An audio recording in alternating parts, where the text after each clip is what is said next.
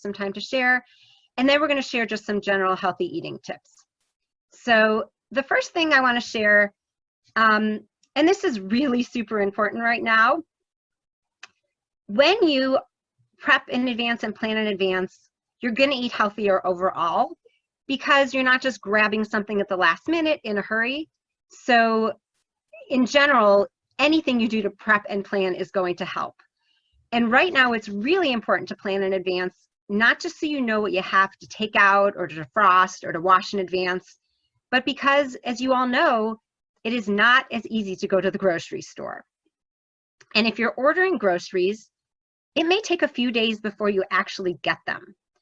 So make a plan for what you're having for dinner each night, and make sure you include the weekends, because oftentimes people forget about the weekends. They plan for the week and then they don't include the weekends. And I would encourage you to get your family members to help with the planning. Your family members, especially if you have children, are much less likely to complain about what's for dinner if they were a part of deciding what to make each night. So make a schedule and decide what's for dinner this week on Monday, what's for dinner this week on Tuesday, etc. And once you've planned what you're eating, go through and figure out which ingredients you have and what you'll need. So I encourage you to go through every recipe and, figure out what you need to make sure you have in the house for that recipe. It's going to be much less stressful when you go to make dinner and you actually have everything you need.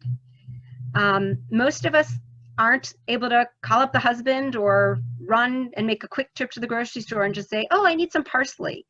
It's just not that easy right now. So make sure you know what you're having and you know the ingredients you need.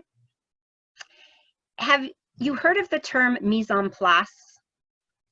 Mise en place is basically a fancy French term that means you have all the ingredients, your utensils, your cooking pots and pans, your baking pans, your measuring cups and spoons on hand on the counter before you start to cook. It also means reading through the recipe a couple times to gather all of the ingredients. And if you're making any substitutions, you want to make sure that you have the right amount of those too. Once you start cooking, it really interrupts the flow if you have to stop and search for something. And it can be stressful if you're not sure if you have that ingredient and you're in the middle of a recipe. And it's also easy to make a mistake or omit an ingredient or overlook a preparation step if you have to go in the other room or check in the pantry or your kitchen drawers for some equipment, spice, or ingredient. And finally, cooking is just more pleasant when everything's in its place and you can kind of get into the rhythm of cooking and baking and just keep going. And mise en place is really taking on a whole new meaning right now because it also means checking the groceries and making sure that you've ordered everything in advance so that you're going to get it on time. Anybody else have any quick tips for planning in advance? Okay, so my next tip is prep in advance. Prep work is typically what's the most tedious part of cooking, and oftentimes it's the part that people don't enjoy that much. So slice or chop up enough veggies for the whole week and store them in an airtight container or a Ziploc bag in your refrigerator. Or you can even store them in the freezer, but just make sure that part of that mise en place is remembering to take them out with enough time to defrost. If you're using a protein, for example, chicken or turkey or fish, cook those in larger amounts than are needed so you can use them for 2 nights instead of 1. So for example, you may want to make a few extra boneless, skinless chicken breasts, and you can have baked chicken one night, and then use the other boneless chicken breasts to make chicken fajitas or a salad with chicken strips the next night. Or if you're making ground beef, you could have, hamburgers one night and tacos or sloppy joes the next. And another thing that I like to do with the leftovers is to have them for lunch the next day. A lot of us are eating lunch at home, and maybe some of you aren't used to that. So leftovers are great for lunches too. And I definitely recommend you try and plan how you're going to use that extra protein in advance so you don't end up with a bunch of things in your freezer that end up getting freezer burned because you forgot about them. And you can do the same thing with your rice and other grains. You can make a rice or grain-based side dish for one night and then use the leftovers to make a casserole the next night or throw it in soup or in a stir fry. Okay, third tip. use your resources. So I mean a lot of different things by resources, but first of all, think about what appliances you have in your kitchen, and some of them you may not have used in a long time. You know, some of them may need to be dusted off, but perhaps you have a pressure cooker, or you have a slow cooker, a rice cooker, or an air fryer. Well, think about what your day is like and which of these would work best for you. Do you have extra time to prep in the morning? Or do you have a little time to prep the night before? Well, then maybe a slow cooker would be great for you. But if you are somebody who really just dinner real quick, a pressure cooker might work a little better. And modern day pressure cookers, you can usually cook your meat from frozen. So if you forget to take it out of the freezer, it's a great way to be able to still make dinner really quickly. Think about your microwave as a resource too. You know, some of you may not usually do microwave cooking or maybe aren't into microwave cooking, but hey, it could be a survival skill right now. And there are lots of great things you can make in the microwave. You don't have to cook your protein in the microwave, but you could speed things up by making rice in a rice cooker in the microwave. Another resource you want to think about is the internet. If you're not sure what to make or you want to try something new, Google some recipes. I do that all the time. I say, you know, I have this, what can I make with it? Google those, you know, the name of that recipe or the ingredients, and you can actually do a pantry inventory. And then there are some websites that you can use to go to enter the ingredients you have and see what you can make with those ingredients. So allrecipes.com is one.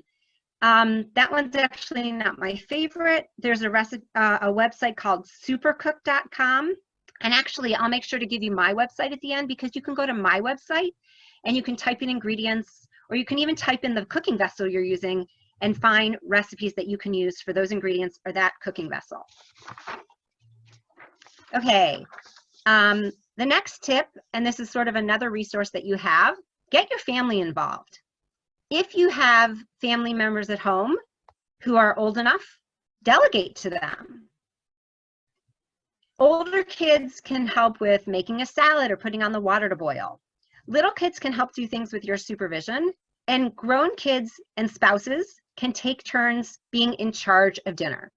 And sometimes, if little kids are busy helping with dinner and can sort of snack along while they do it, they're not going to be as hungry, and even this is true for adults. You might not be as grumpy if you're able to help make dinner and see that it's almost there.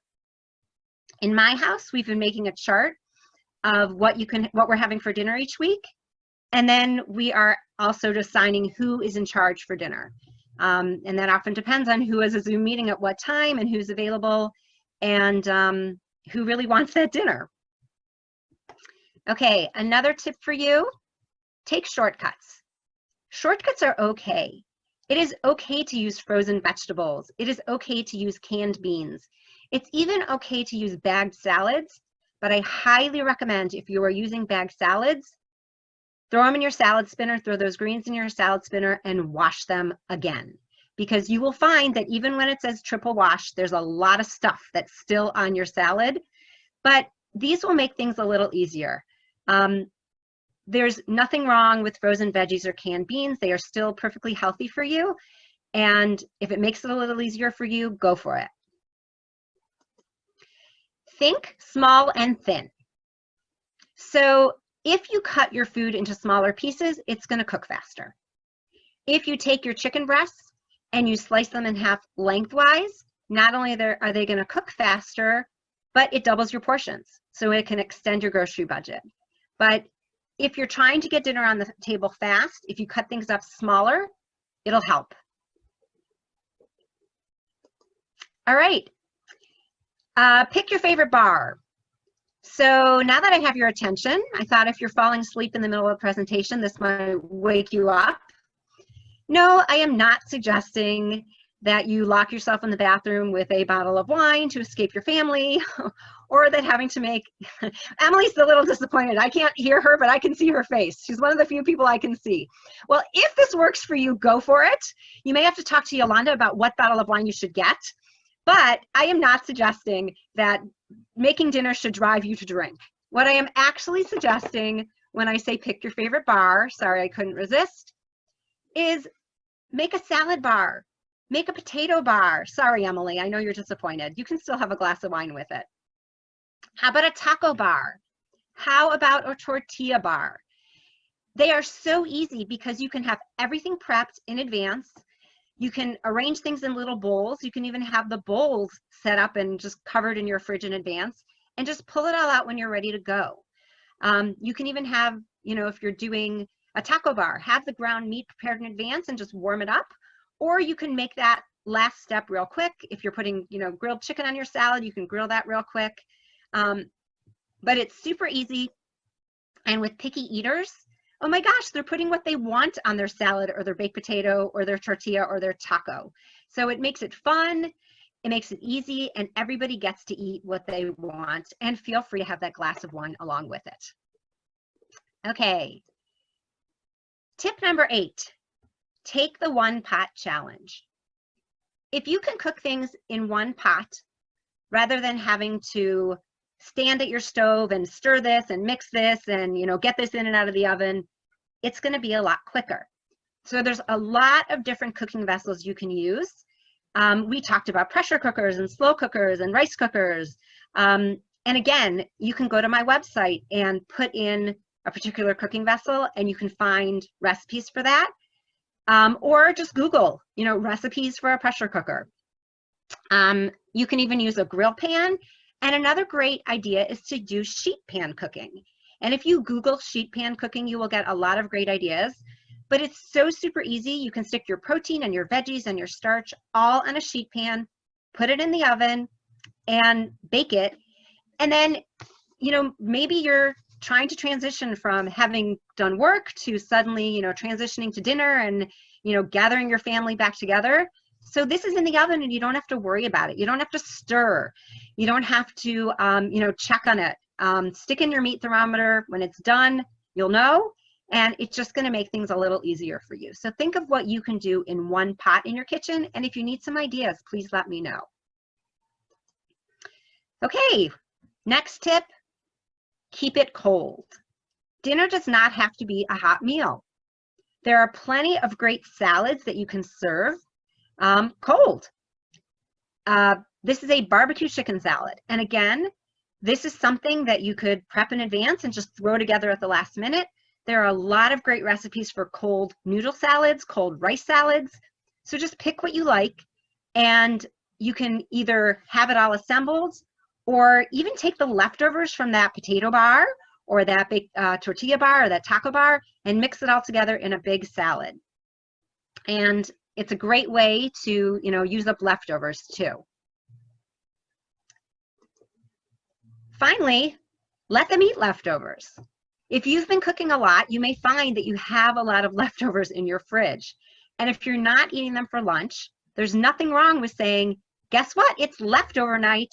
We're going to have everything that's in the fridge. And I've had to do this a lot lately because I am cooking a lot.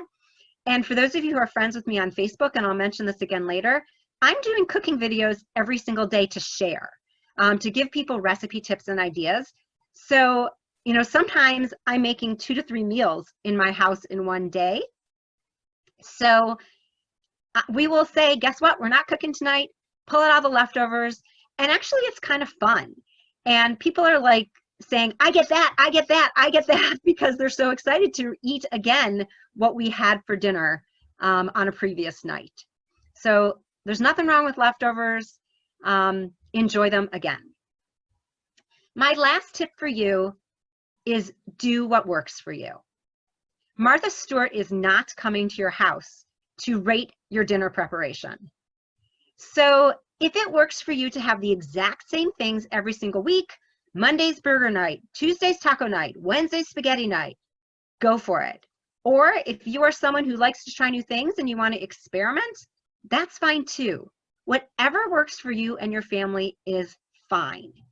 It is your family. Keep it simple, do what works for you, and, you know, throw in a little fun every now and then if you want. I don't know how many of you have ever tried breakfast for dinner, but we love having pancakes for dinner. It's not just for little kids, it's for grown-ups too. So breakfast for dinner, you know, whatever you want to do, whether you make pancakes or waffles or frittata, enjoy and do what works for you and your family. So I want to pause at this moment, and I just want to see, I'm going to stop sharing for a second. And Yolanda, are you able to unmute everyone real quick before we continue? Because I just want to see who else has ideas, because I'm sure that there are other people on here who have healthy eating tips. But first tip is, if you want to cut down on salt, use fresh herbs or garlic, or you can use citrus. Salt will enhance the flavor of your food. Pepper makes things a little peppery, but if you're looking for something different, you can try a spice blend, or, as I said, fresh herbs and garlic. And then the second tip kind of ties in with this. If you are buying fresh herbs, sometimes you have to buy them in really large quantities. So I know that, you know, you buy cilantro or you buy parsley, you get a ton. So what you can do is, well, first of all, a tip for storing them in the fridge, if you don't have an herb keeper, you can stick the stems of your fresh herbs in water and sort of make a makeshift herb keeper by putting like a Ziploc bag over the top, depending on how many herbs. It's either a gallon or a smaller quart-sized bag, and just keep those in the freezer. I mean, not the freezer, sorry. Don't put your herbs in the freezer right yet. Put them in the refrigerator. You want to keep most herbs around 50 degrees, so you may even have a cold place in your basement where you could put them. And then if you have a ton of leftover herbs, chop them up. If you have an herb freezing tray, it's nice because you can use the silicone to push them out at the end. But if you don't have that, you can just freeze them in an ice cube tray. Chop up your herbs.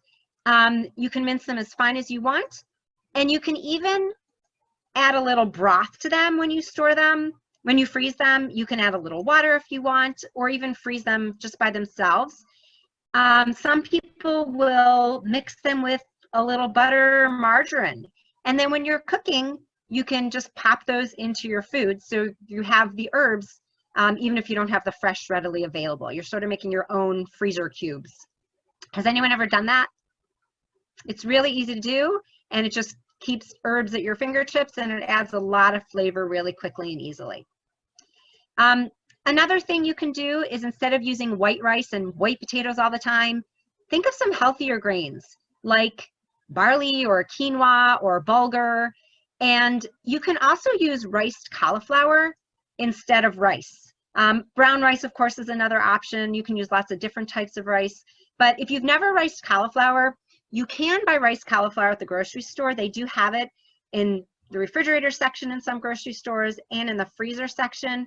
But truthfully, it's super easy to make yourself, and it's a heck of a lot cheaper. There are, you know, different graters you can use. Or you can just chop it really fine, put it in your food processor, or even chop it up really finely with a knife. And then riced cauliflower, again, Google riced cauliflower recipes. There's a zillion. You can make anything from pizza crust to use it in a stir fry, to put it in, you know, a rice bowl. So, and it's delicious. You can make casseroles with riced cauliflower, and it's a great way to get some extra veggies into your meals. You can also sneak greens into your foods by chopping them up. So, you know, take your spinach or take your, you know, leftover greens, and you can just chop them with a knife or a food chopper or a manual food processor. And then you can toss those in soups and sauces and even smoothies. And it's a great way to hide foods in other foods. So if you have people in your family who, you know, don't like their greens, you can chop them up really fine, and they won't even know they're there. Okay, a few more tips for you, and I'm just checking our time to see how much we have left. We can go through these really quick. This one's pretty obvious. Use leaner cuts of meat like ground turkey instead of ground beef. Veggie noodles. Has anyone ever made veggie noodles? I know some people have made zoodles or zucchini noodles, but you can do a lot of other veggie noodles too. You can do veggie cucumbers. You can make a fantastic cucumber noodle salad that I have a recipe for. I'd be happy to share. It's delicious. You can make veggie sweet potatoes. And I have a recipe for a vegan sweet potato pad thai, where you lighten up the pad thai. Instead of using the regular noodles, you're using sweet potato noodles. You can do rutabaga, which I admit is kind of smelly. You can spiralize your onions, your carrots, your squash. There's a lot of things you can do with veggies and spiralizing them. It is much easier if you have a spiralizer, but if you don't, you can use you know, a julienne peeler, or you can use a knife to cut them really fine. It'll just take you a little more effort. You know, you could always take a regular peeler and just kind of cut them really thin. They just won't come out looking exactly like noodles. If you're really careful, take your grater and just make little strips. Just be careful because you could cut yourself. Another tip for you, steam instead of deep fry, or use an air fryer. If you're thinking about portion control, you can just use, if you don't have a kitchen scale, you can use biscuit cutters or cookie cutters to figure out the right amount. But I do want to show you, you can also figure out portion control using your hand size. I actually have a cutting mat that shows this, but if you Google using your hand to estimate portion size, there's all sorts of things that come up. And you can see your palm is equivalent to about 3 ounces of protein, which is a typical serving. Your thumb is equivalent to 2 tablespoons of dairy or peanut butter. Your fist is equivalent to about a portion of rice, fruits, or vegetables. So that just gives you an idea of how you can use your hand to figure out portion control. Another way to add veggies into your diet is to serve in them. For example, if you're making chili, serve it in a scooped out pepper. You know, cook the pepper too. Or you could bake ground beef or ground turkey in a scooped out zucchini, so you can use them as your serving vessel. Substitute applesauce for oil in baking. This is a great way to cut down on fats. And, you know, just, you can Google how much applesauce do I substitute. You can do a lot of different substitutes for oil. How about having a meatless Monday? Every day does not have to be a meat and potatoes day. So whether you're using the Gardein that we talked about, the, you know, veggie meat substitutes, or you are, you know, trying something different like a vegetable quiche or a stir fry, Meatless Monday is another great way to not only save in your budget, but to introduce something new. Another way to cut down on oil is to use veggie broth instead of oil when sauteing your vegetables. Whoops, that was my timer. And if you're looking for easy snacks, you can make baked veggie chips instead of store-bought potato chips for a healthy snack. Take a mandolin or a simple slicer and slice them really thin, and then you can actually just bake them in the oven. Some of them you can actually make in the microwave. You can actually make your own kale chips in the microwave, and it's a lot cheaper than the ones you'll buy in the store. Sprinkle a little of your favorite seasoning on them, and they come out great. And if you spritz them with a little oil before you start, then that seasoning will stay on. On potato chips, you don't even have to do that because the starch is going to just keep that seasoning on. And one final tip, when you're prepping in advance for your meals, cut up a lot of extra veggies. Cut up your carrots, your peppers, your celery, cut them into sticks or strips, and keep them in a airtight container in your fridge, and then they will always be there when you're ready to snack. If they're cut up in advance, it's much easier to go ahead and grab them, and you can have a dip like hummus or a healthy dip available if you want to dip them in something. So I want to encourage you, if you are looking for some recipes, please feel free to visit my website. We actually have a whole section on my website with pantry staples recipes that will help you to figure out what you can do with things in your pantry. There's also a section on meals made in 30 minutes or less.